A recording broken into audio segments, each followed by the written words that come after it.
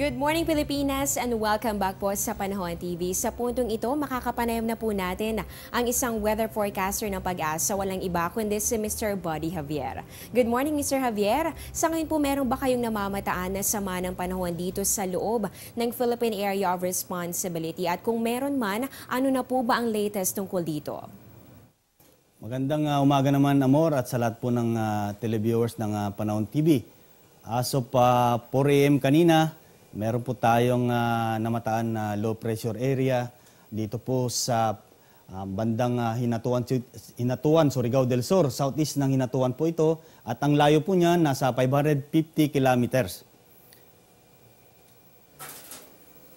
Ayan po, nalaman po natin mula po dito kay Mr. Javier ang tungkol dito sa low pressure area na namataan nga dito sa loob ng Philippine Area of Responsibility. So dahil nabanggit nyo nga ang tungkol dito sa sama ng panahon, Mr. Javier, malaki po ba ang tsansa na ito ay ma-develop sa pagiging isang ganap na bagyo at kailan po ba ito posibleng mangyari?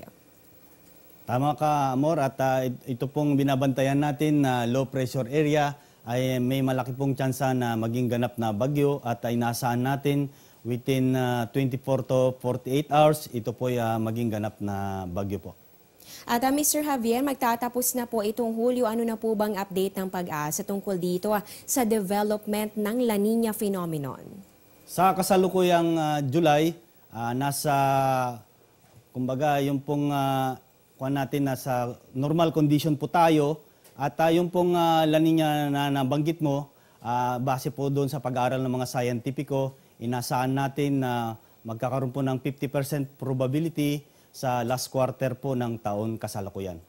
Ulitin ko lamang po ang nabanggit sa atin ni Mr. Javier ang tungkol dito sa development ng La Niña. 50% ang probability nito at inaasahan po natin yan sa last quarter ng taong 2016. At panghuling katanungan na lamang po Mr. Javier, ito po ay question mula sa Panahon TV follower na si Lloyd Mandanas. Ayon po sa kanya, bakit po sobrang lalakas na ngayon ang kidlat kung saan minsan ay kulay red at orange pa? So pwede ba nating ipaliwanag sa kanya ano po bang factors ang nakaka-apekto? Bakit magkakaiba minsan ang kulay ng kidlat? Salamat sa katanungan mo, Lloyd. Yung pong katanungan mo tungkol sa kulay ng kidlat at yung lakas niya, doon po sa kulay, ito po epekto po yan ng yung variation po ng temperatura at saka yung presence po ng iba't ibang gases.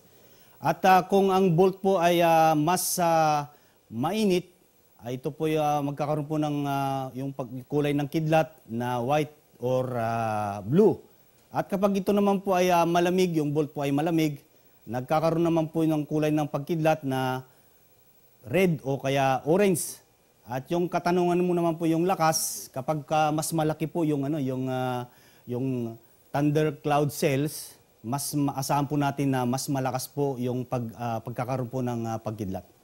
Ayan, interesting question yan. Maraming salamat sa iyo, Lloyd Mandanas, sa iyong ipinadalang question dito sa amin. At maraming salamat sa pagtutok dito sa Panahon TV. At katulad po ni Lloyd, pwede rin po kayong magpadala ng questions dito po yan sa aming social media accounts. At maraming salamat po, Mr. Buddy Javier, sa binaging impormasyon tungkol sa lagay ng ating panahon at syempre sa mga dagdag kaalaman para sa ating viewers ngayong umaga. Nakasama po natin ang isang weather forecast ng Pag-asa. Huwag po kayong aalis, magbabalik pa ang Panahon TV pagkatapos ng ilang mga paalala.